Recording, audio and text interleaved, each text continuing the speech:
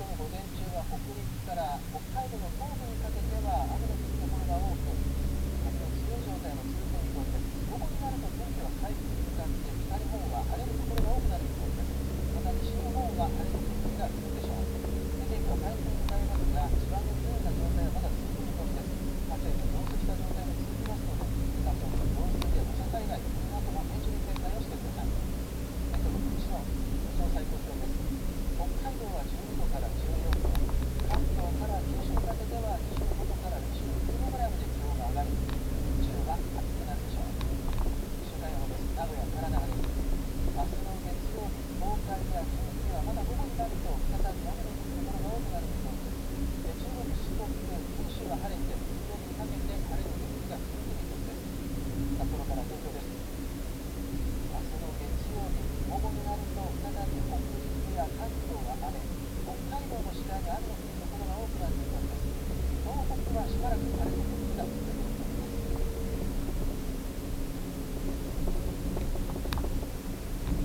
台風19号のニュースです。台風19号は関東甲信越からは遠ざかりましたが、夜が明けて被害の実態が明らかになっています。長野県東御市です。千曲川に市にかかる橋です。道路が途中なくなっています。道路の一部が川の下に落ちています。川沿いの道がなくなっています。途中でなくなっています。道路が途中で落ちて、その一部が川の中に落ちています。千曲川の堤防から水が溢れ出した長野市小安です。茶色く濁った水が住宅地に流れ込んでいます。ボートを使った救助活動が行われています。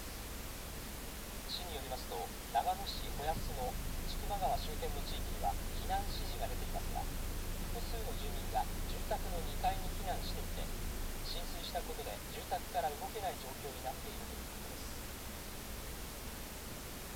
こちらは川崎市高津区の今日午前6時頃の様子です。NHK のヘリコプターから撮影しました。多摩川の支流沿いでは住宅の1階部分の半分くらいまで水に浸かっている様子が確認です。警察や消防によりますと、この地区のマンションの浸水した1階部分から心肺停止の状態で見つかった60代の男性が搬送先の病院で死亡が確認されました。消防によりますと、このマンションでは他に逃げ遅れた人はいないことが確認されたということです。